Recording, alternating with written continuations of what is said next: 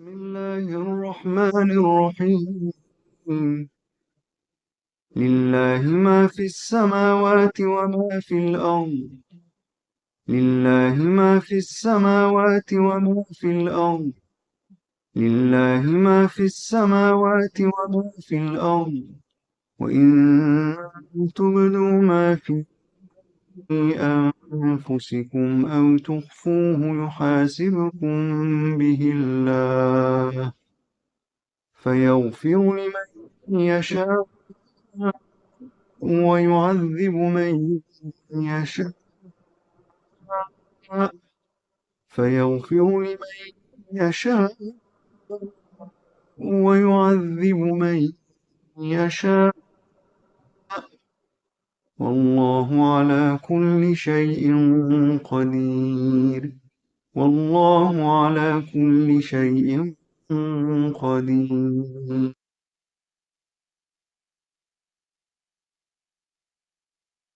الحمد للہ رب العالمین، والصلاة والسلام علی سید الانبیاء والمرسلین سیدنا محمد وآلہ واصحابہ اجمعین۔ قال اللہ تعالی: اعوذ باللہ من الشیطان الرجیم، بسم اللہ الرحمن الرحیم۔ فلما قضينا عليه الموت ما دلهم على موته إلا دابة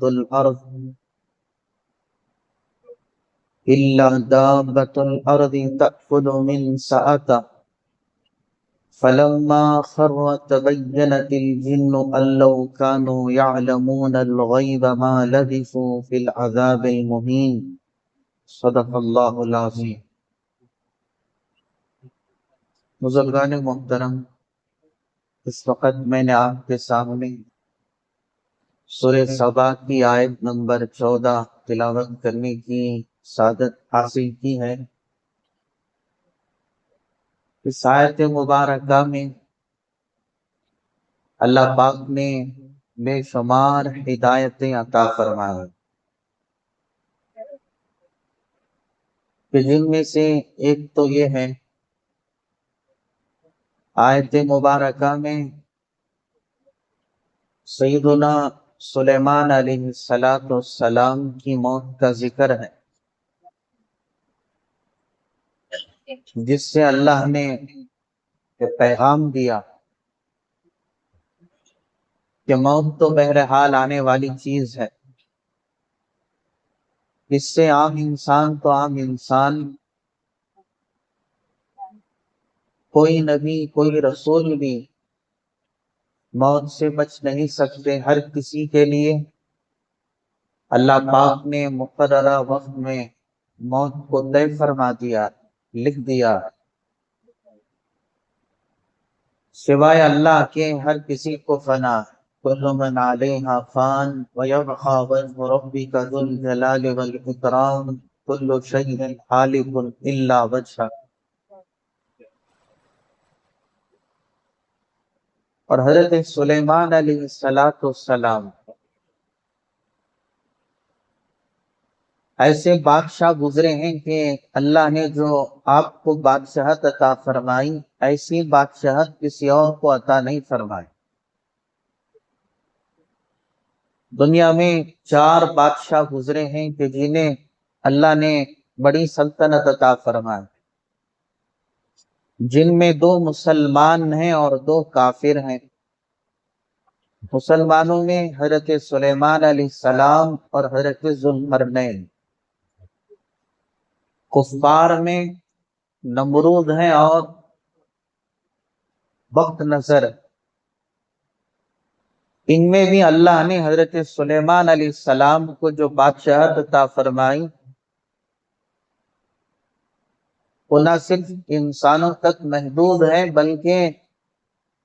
جنات پر بھی آپ حاکم تھے، حتیٰ کہ چرند پرند بلکہ ہواؤں پر بھی آپ کی حکومت۔ جس تخت پر آپ سوار ہوتے، جو مہینوں ہواؤں میں سفر طے کرتا، اس وقت کوئی پیٹرول یا ڈیزل یا گیس یا دنیاوی اسباب کے بلبوتے نہیں،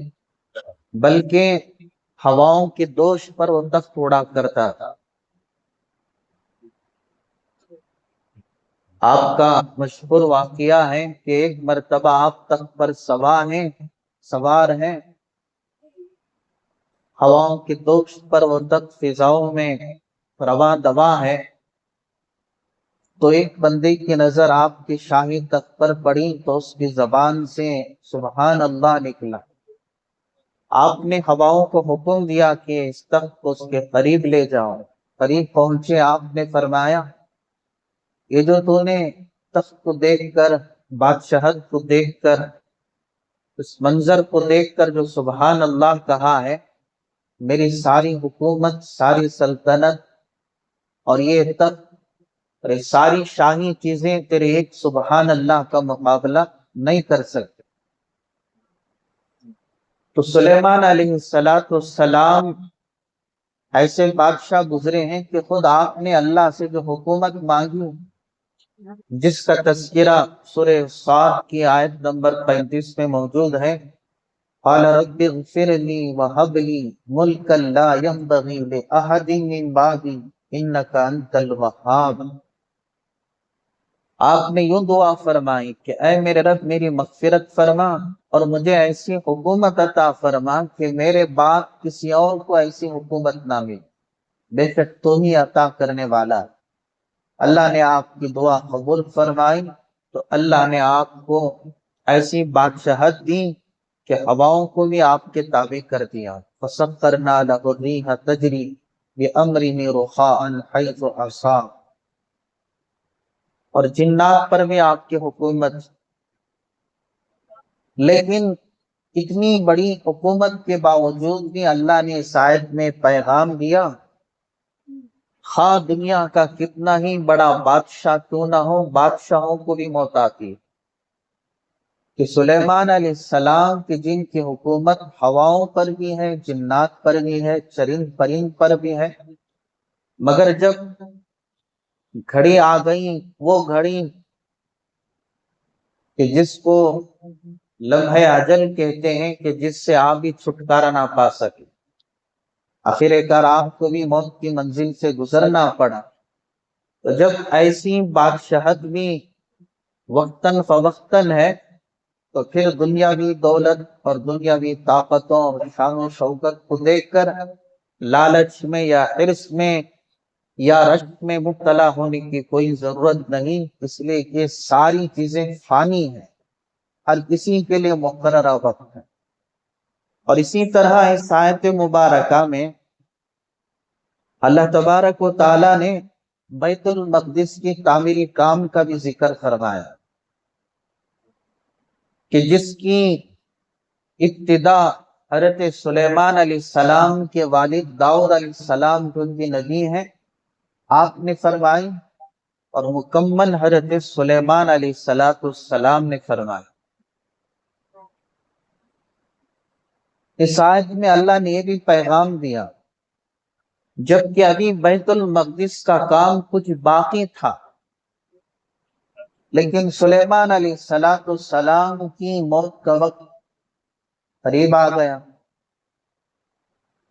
آپ نے اللہ سے دعا بھی کی کہ یا اللہ میں تیرا گھر بنا رہا، کوئی دنیاوی کام نہیں ہے، میں تجھ سے مہلت چاہتا ہوں کہ مجھے اتنی زندگی دے دے کہ میں اپنی زندگی میں تیرے اس گھر کے تعمیری کام کو مکمل کروں۔ اللہ نے فرمایا کہ اے سلیمان یہ ہو نہیں سکتا، ہاں کام بھی پورا ہوگا، بیت المقدس کا تعمیری کام بھی تکمیل تک پہنچے گا، اور آپ کی روح بھی پرواز کر لی جائے گا۔ تو اس سے معلوم ہوا کہ اگر کوئی دنیا کا کام کر رہا ہو، نیک کام کر رہا ہو، موت کا وقت آ جائے تو بالکل مہلت نہیں دی جاتی، اگرچہ کہ کوئی نیک عمل ہی کیوں نہ کر رہا، مثلا کوئی نماز میں ہے، اب نماز ہے 5 منٹ کی، اب 2 منٹ میں اس کی موت آنی ہے، اب نماز کے درمیان میں ہے، ایسا نہیں ہوگا کہ وہ نماز مکمل کر لے سلام پھیرنے کے بعد موت آئے۔ اسی طرح کوئی حج کر رہا ہے، ارکان حج بھی ادا کر نہیں پایا، موت آ گئی۔ اسی طرح کوئی اللہ کا گھر بنا رہا ہے، خواہش ہے کہ گھر کا کام مکمل ہو جائے، ہونے سے پہلے موت پہلے آ گئی، تو اللہ ایک پیغام دینا چاہتے ہیں کہ جو موت کا مقررہ وقت ہے کسی بھی صورت میں کسی کو مہلت نہیں دی جائے، جبکہ آپ نبی بھی ہیں، اللہ کے گھر کو بنا رہے ہیں، لیکن اس کے باوجود بھی جب موت کی گھڑی آ گئی بالکل اللہ کی طرف سے مہلت نہ ملی، مگر آپ کی تمنا اور آپ کی چاہت بھی اللہ نے پوری کر دی۔ اور یہ بھی پیغام دے دیا اللہ پاک نے کہ اللہ دین کا کوئی بھی کام ہو، اس کام کے لینے میں کسی کا محتاج نہ فرشتوں کا محتاج ہے، نہ نبیوں کا محتاج ہے، نہ مسلمانوں کا محتاج ہے، اسے کسی کی کوئی حاجت نہیں، کوئی ضرورت نہیں۔ ایسا نہیں ہے کہ سلیمان علیہ السلام ہی مکمل کریں گے تو کام مکمل ہوگا، آپ کے بغیر نہیں ہوگا۔ اللہ نے بتلایا کہ پیغمبروں اور نبیوں کے بغیر بھی اگر اللہ کوئی کام لینا چاہے تو لے سکتے ہیں، جیسے یہاں سلیمان علیہ السلام کی موت بیت المقدس کی تعمیر ہونے سے پہلے ہی آ گئی، مگر بیت المقدس کا کام بھی پورا ہو گئے۔ اللہ کوئی بھی کام لینے میں وہ کسی کا محتاج نہیں۔ اسی طرح اس آیت مبارکہ میں اللہ تبارک و تعالیٰ نے جنات کے سلسلے میں یہ ہدایت دی کہ جنات میں اگرچہ کہ اتنی طاقت ہے کہ چند لمحوں میں دور دراز کا سفر طے کر لیتے ہیں، بہت سے ایسے واقعات سے باخبر ہو جاتے ہیں کہ جو انسان نہیں جا سکتے، جہاں تک انسانوں کی رسائی نہیں ہو سکتی، اللہ نے اتنی طاقت جنات میں دی ہے۔ مگر ایسی طاقت کا مطلب یہ نہیں ہے کہ وہ غیب کا بھی علم رکھتے ہیں، کہ خدائی علم میں بھی انہیں حصہ ملا ہوا، کہ جیسے کہ خاص طور پہ غیب کا علم صرف اور صرف اللہ کو ہے، عالم الغیب والشہادہ، سوائے اس کے کوئی غیب کا مالک نہیں۔ تو کوئی جنات کے عجیب و غریب واقعات کے جان لینے سے اس اندیشے میں مبتلا نہ ہو جائیں کہ جنات کو بھی غیب کا علم ہے، تو یہ سوچ کر کہیں ان کی پرستش شروع نہ کر دیں، تو جنات کی حقیقت بھی اللہ نے اس آیت میں کھول کے رکھ دیا کہ جنات کو بھی غیب کا علم بالکل نہیں ہے۔ اللہ پاک کا فرمان ہے فَلَمَّا قَضَيْنَا عَلَيْهِ الْمَوْتَ، جب ہم نے فیصلہ کیا سلیمان علیہ السلام پر موت کا، مَا دَلَّهُمْ عَلَى مَوْتِهِ، تو ان کے موت کے سلسلے میں جنات کو اطلاع نہیں دی کسی چیز نے، الا مگر دابۃ الارض، زمین کے کیڑے نے۔ اس سے مراد دابۃ الارض جو عربی میں دیمک کو کہتے ہیں، فارسی میں دیوک، اردو میں دیمک، اور عربی میں دیمک کے کیڑے کو دابۃ الارض کہتے ہیں، کہ اس کیڑے نے جنات کو اطلاع دی کہ آپ کی موت ہو چکی ہے، اس طرح کہ تأکل من ساعتا، کہ دیمک نے آپ کے عصا کو کھانا شروع کر دیا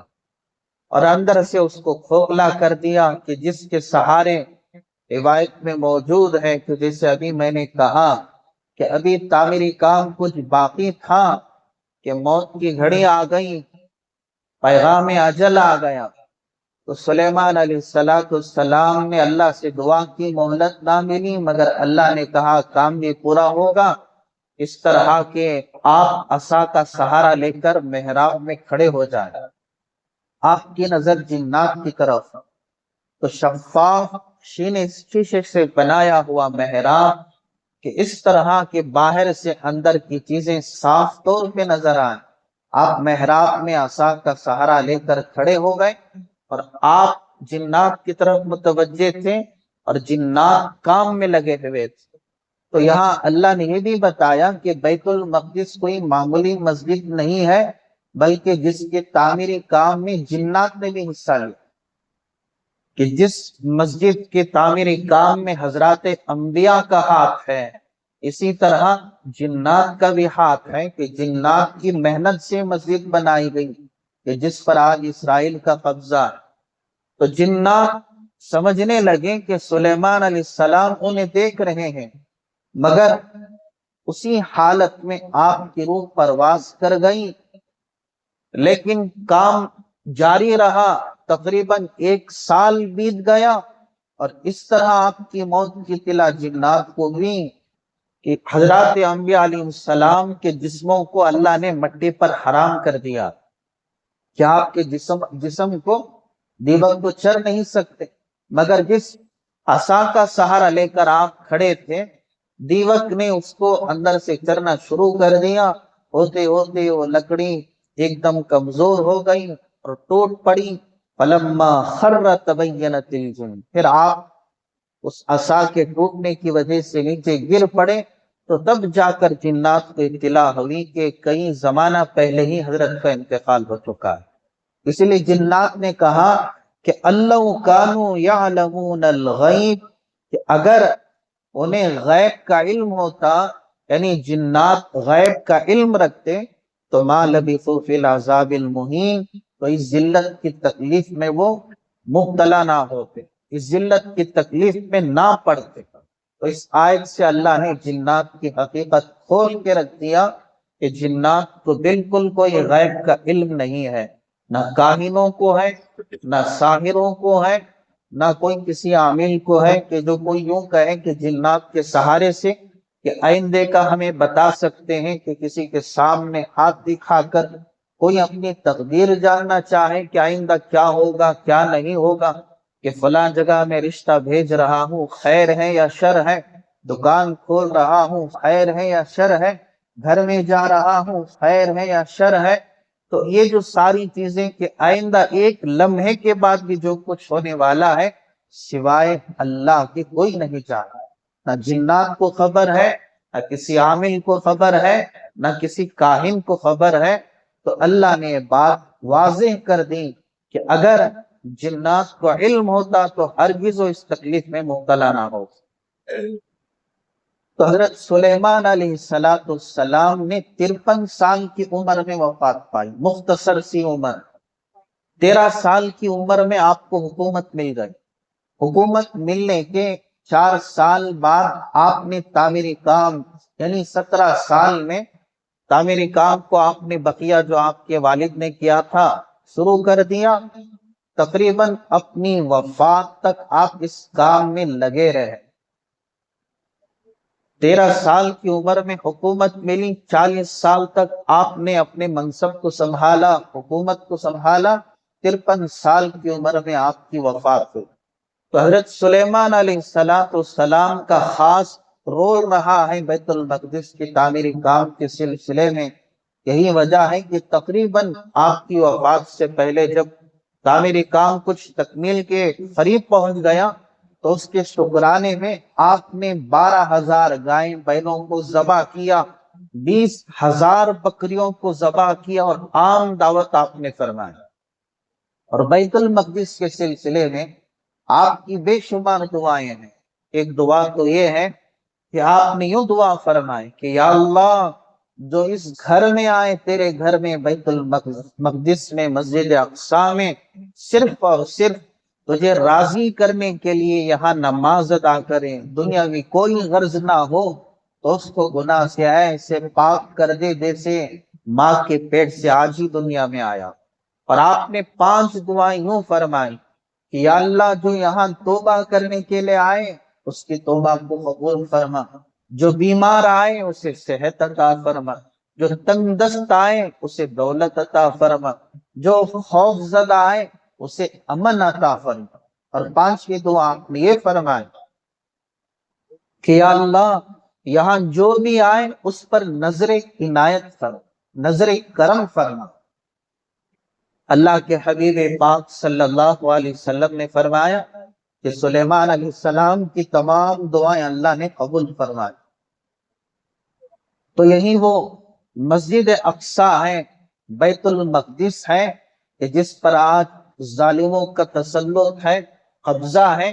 کہ جس کی تاریخ میں خود قرآن پاک کے سینکڑوں مقامات میں تذکرے ہمیں ملتے ہیں، اور اسی طرح حضرات صحابہ کی زندگی میں اور اولیاء اللہ کی زندگی میں، اور آج بھی اور قیامت تک مسجد اقصیٰ کے تعلق سے بے شمار علامتیں قرآن میں اور احادیث میں بیان فرمائے گئے ہیں۔ سرکار مدینہ احمد مجتبیٰ صلی اللہ علیہ وسلم کا یہ فرمان ہے کہ مسجد اقصیٰ و اسلام کا حصہ ہے، مسلمانوں کی ملکیت ہے، یہاں مسلمان ہی غالب ہو کر رہیں گے۔ اور آپ نے بے شمار پیشن گویاں دی ہیں کہ آپ نے فرمایا کہ جب بھی ملک شام میں حالات آئیں گے تو ان کا ایمان بڑھتا جائے گا،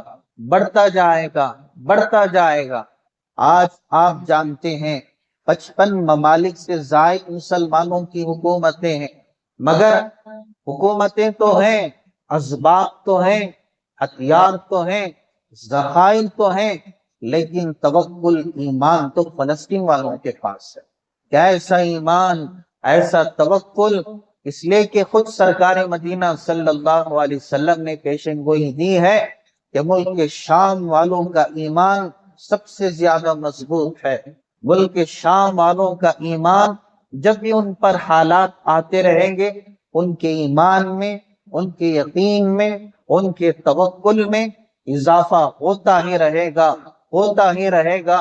ہوتا ہی رہے گا۔ تو حضرات، مسجد اقصیٰ وہ مسجد ہے کہ جس کو سب سے پہلے حضرت عمر بن خطاب رضی اللہ تعالیٰ عنہ نے فتح کیا،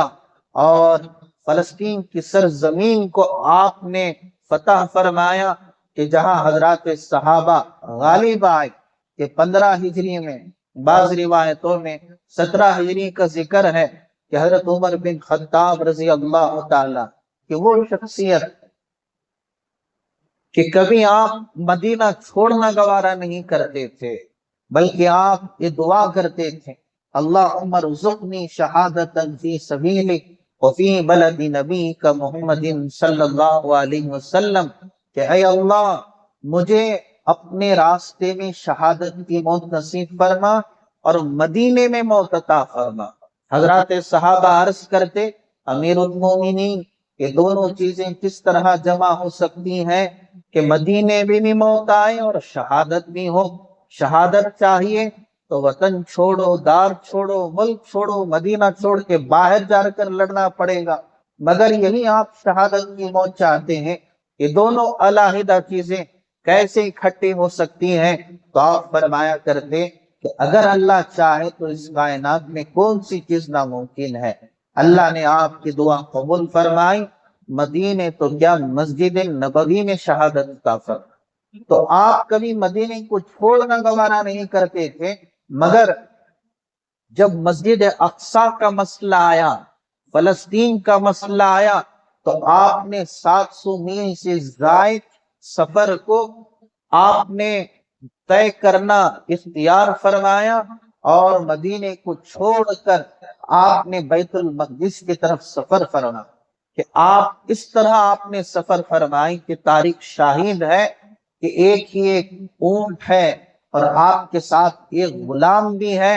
تاریخ شاہد ہے اس بات پر کہ ایسا بادشاہ اس دھرتی پر گزرا ہے کہ جس کی انسان نہیں ملتی، خلیفہ ہونے کے باوجود، بادشاہ ہونے کے باوجود ایسی عاجزی، ایسی انکساری، ایسا تواضع، ایسا انصاف، ایسی ہمدردی، ایسا تقوی کہ کیا کہیں کہ عمر رضی اللہ عنہ نے اپنے غلام سے کہا، دیکھو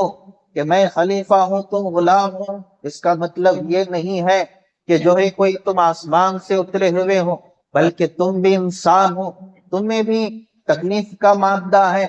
لہذا اس سفر کو ہم اس طرح طے کریں گے کہ ایک منزل تک میں سوار ہوں گا، پھر دوسری منزل میں میں پیدل چلوں گا، تم سوار ہو جاؤ۔ غلام نے کہا کہ امیر المومنین آپ خلیفۃ المسلمین ہیں، بادشاہ ہیں، آپ کیسے پیدل چلیں گے؟ سارے سفر میں میں پیدل چلوں گا۔ آپ نے کہا کہ ہرگز نہیں، جیسے کہا جا رہا ہے ویسے کرو، آخر کار غلام نے مان لیا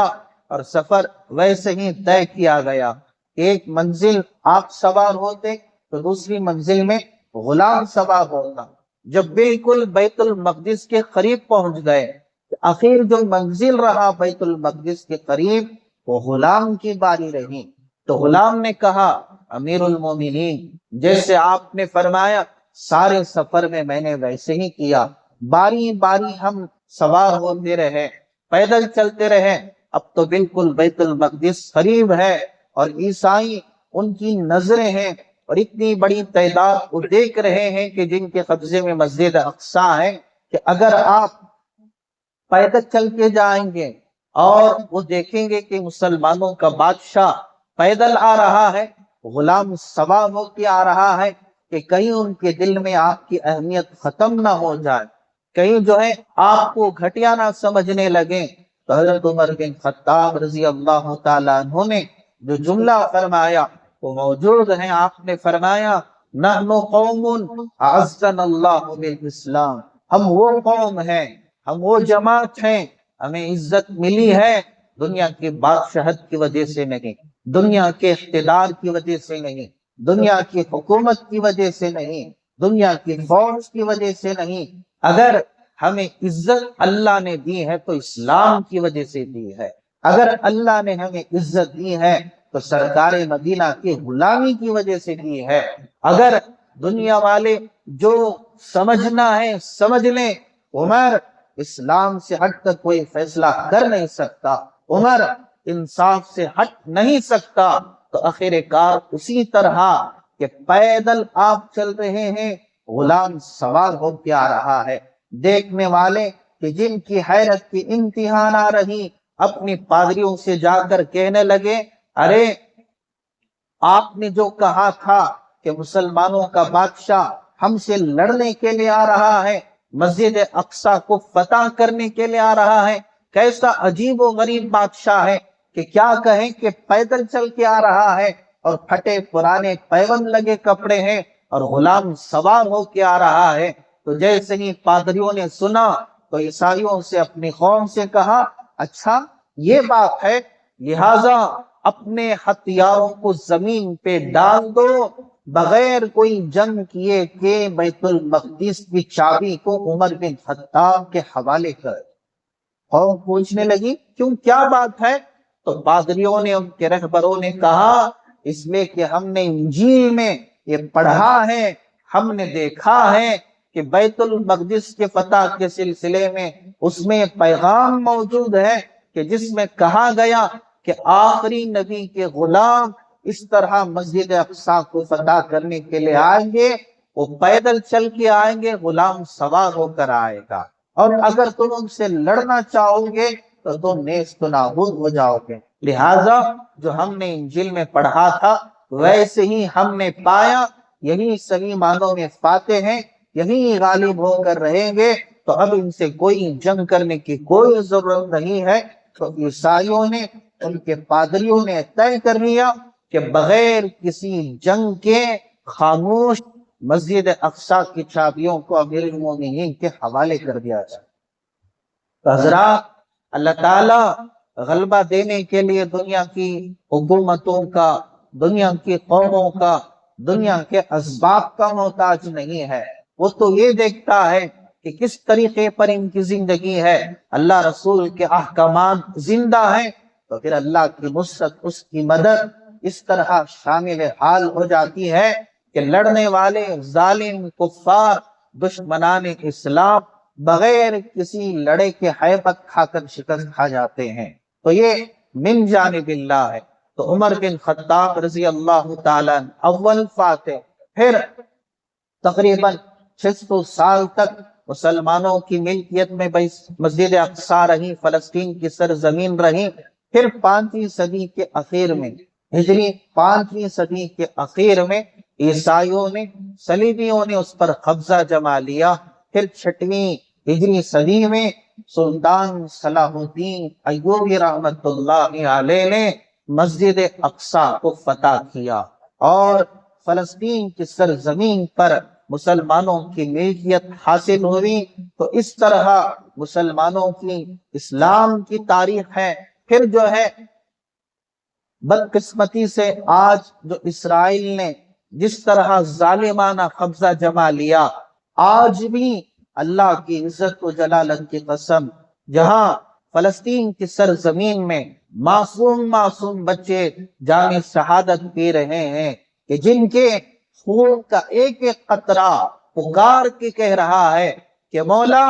عمر بن خطاب کب آئے گا، سلطان صلاح الدین ایوبی جیسا بادشاہ کب آئے گا، اے اللہ وہ جان جو ہے نچھاور کرنے والے اور وہ دلیر اور وہ جسارت کا مظاہرہ کرنے والے تیرے بندے کہاں چلے گئے، کہ جنہوں نے ایسی تاریخ رقم کی ہے کہ جس کی مثال نہیں ملتی، کہ آج بھی ان مظلوموں کا خون کا ایک ایک قطرہ، آنکھوں سے نکلنے والے آنسو کا ایک ایک قطرہ پکار کے کہہ رہا ہے، یہ وہ گھڑی کب آئے گی کہ ہمیں صحیح انصاف ملے گا، ہمارا ملک آزاد ہوگا، ہماری مسجد اسلام اور مسلمانوں کی ملکیت میں آئے گی۔ تو حضرات، ضرورت اس بات کی ہے کہ ہم مسجد اقصی کی تاریخ سے واقف ہوں، کہ کوئی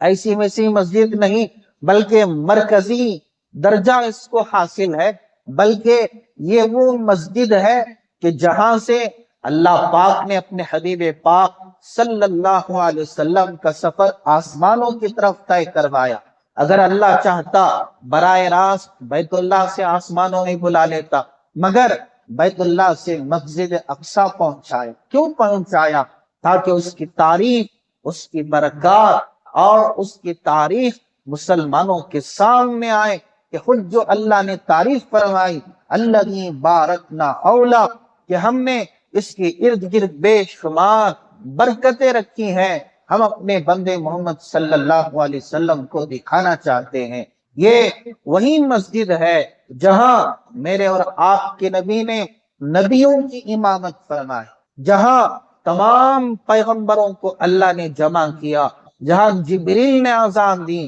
جہاں سارے انبیاء ہر کسی کی چاہت کی کہ آج میں پیغمبروں کے آگے بڑھ کر نماز پڑھا کر امام الانبیاء کا خطاب پا سکوں، مگر اللہ کی طرف سے اعلان ہوا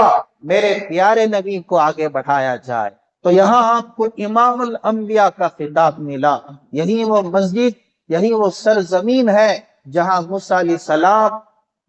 تورات لینے کے لیے پہنچے، اللہ نے فرمایا فَقْلَعْنَ عَلَيْكَ اِنَّكَ بِالْوَادِ الْمُقَدَّسِ طُوَىٰ، اے موسیٰ اپنے جوتے اتار دے، اس لیے کہ تم مقدس مقام طویٰ وادی پر آ چکے ہو۔ کہ جس زمین کو اللہ نے مقدس کہا، جس زمین کو اللہ نے بابرکت کہا، جس زمین کو اللہ نے برکت والی، نشانی والی، قدرت والی کہا، جہاں اللہ نے انبیاء کا مسکن بنایا، مدفن بنایا، تو میرے بھائیوں ضرورت اس بات کی ہے کہ اس مسجد کے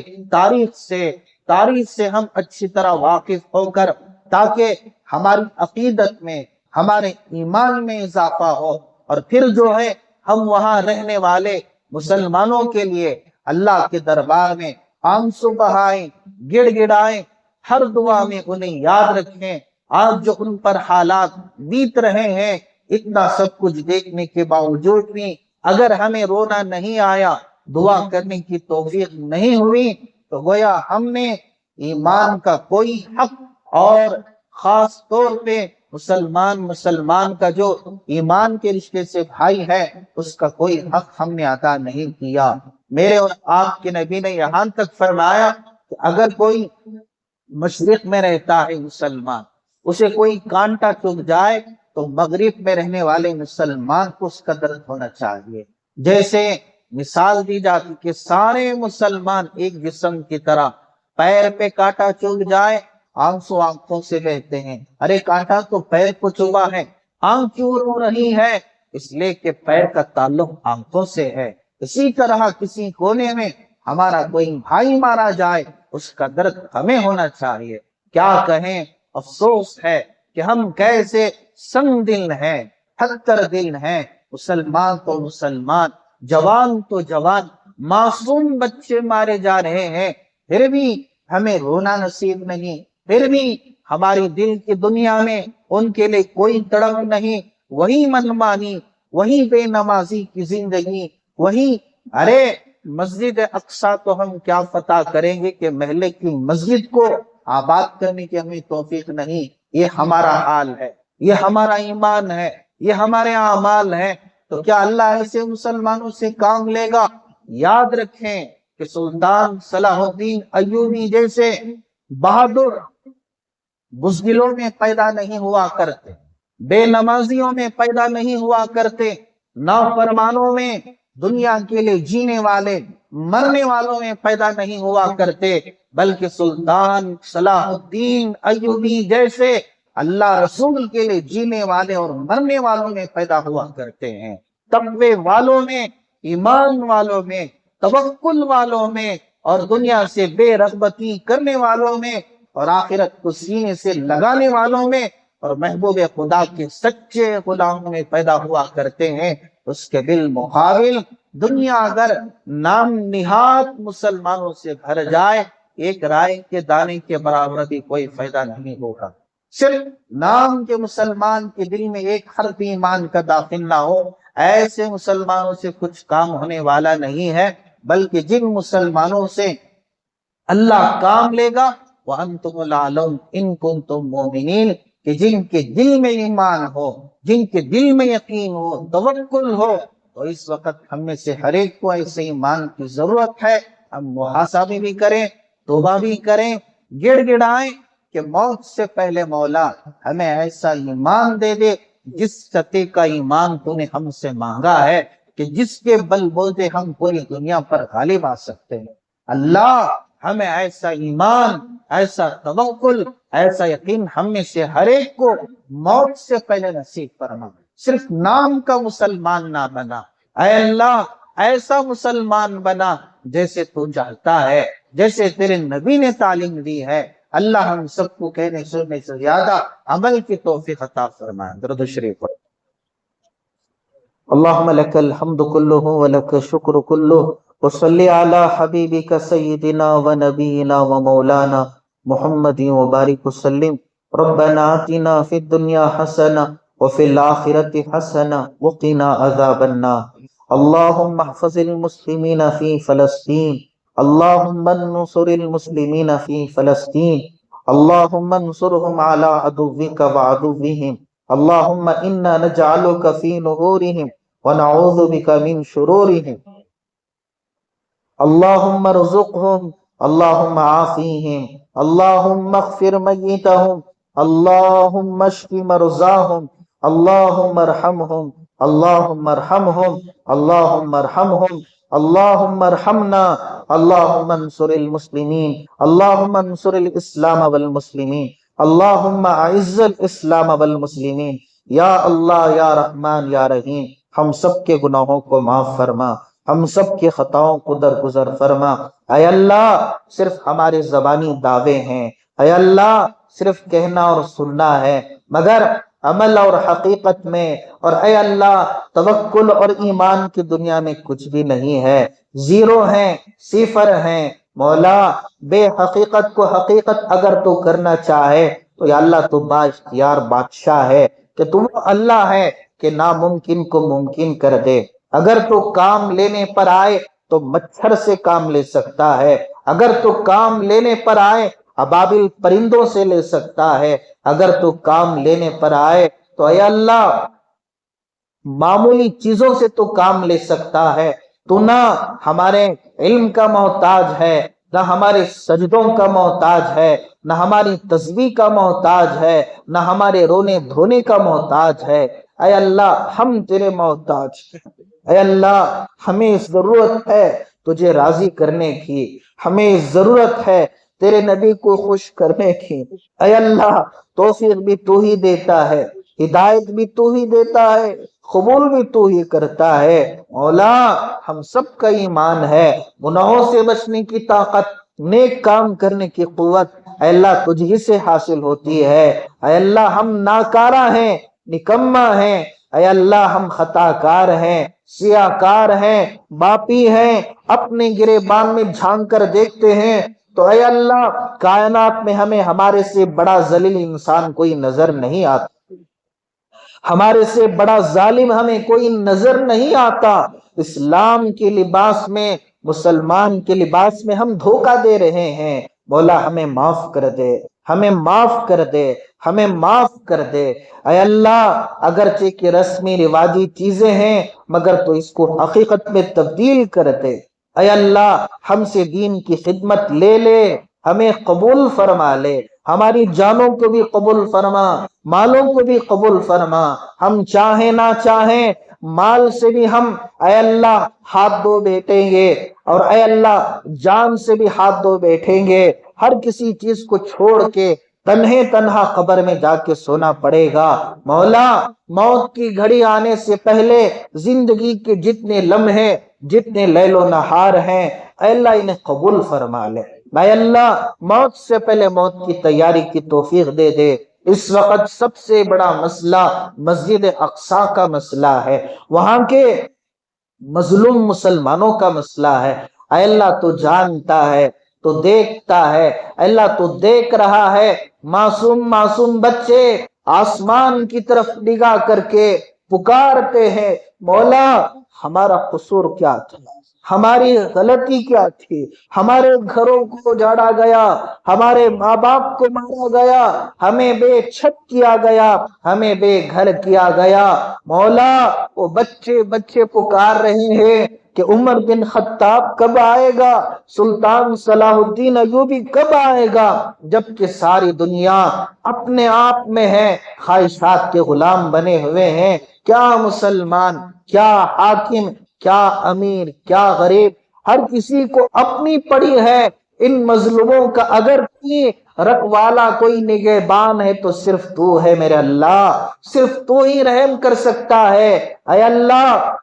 ہمارے اعمال، ہماری دعائیں کسی بھی اعتبار سے قابلیت نہیں رکھتی مگر تجھے تیرے پیارے نبی کے دعاؤں کا واسطہ کہ جن دعاؤں نے فرشتوں کو رلا دیا۔ اے اللہ وہ دعائیں کہ تو نے سینکڑوں مرتبہ اپنے نبی کو تسلی دی، اے میرے نبی آپ اتنا کیوں روتے ہیں، آپ اتنے آنسو نہ بہائیں، اللہ آپ کی امت کو ضائع نہیں کرے گا۔ اے اللہ تجھے تیرے پیارے نبی کے دعاؤں کا واسطہ اپنے حبیب کی امت پر رحم فرما، کرم فرما، احسان فرما، فلسطین کے مسلمانوں پر خاص نظر کرم فرما۔ اے اللہ غیب سے نصرت کے فیصلے کر دے، غیب سے نصرت کے دروازے کھول دے، قدرت کے کرشمے دکھا دے،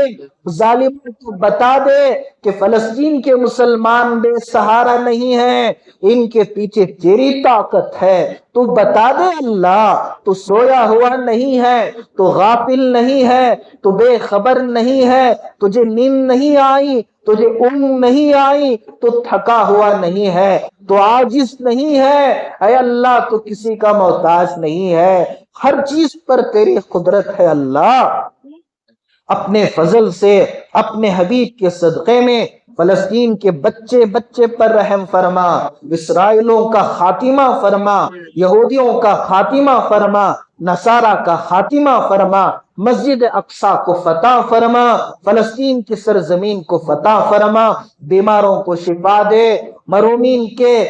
شہداء کے درجات کو بلند فرما، بے سہاروں کو سہارا عطا فرما، بچے پر رحم فرما، کرم فرما، احسان فرما۔ کسی کا رونا تجھے پسند آئے گا، کسی کے آنسو تجھے ضرور پسند آئیں گے۔ اے اللہ بہت جلد ظالموں کا صفایا کر کے سارے عالم میں حق کا بول بالا فرما۔ اے اللہ آخر سانس تک ہم سب کو ایمان پر استقامت نصیب فرما، جب موت کی گھڑی آئے تو ہم سب کو کلمے والی، شہادت والی موت نصیب فرما۔ ہماری ان دعاؤں کو محض اپنے فضل و کرم سے حضرت رسول اللہ صلی اللہ علیہ وسلم کے صدقے طفیل میں قبول فرما۔ سبحان ربک رب العزت عما یصفون وسلام علی المرسلین والحمد للہ رب العالمین۔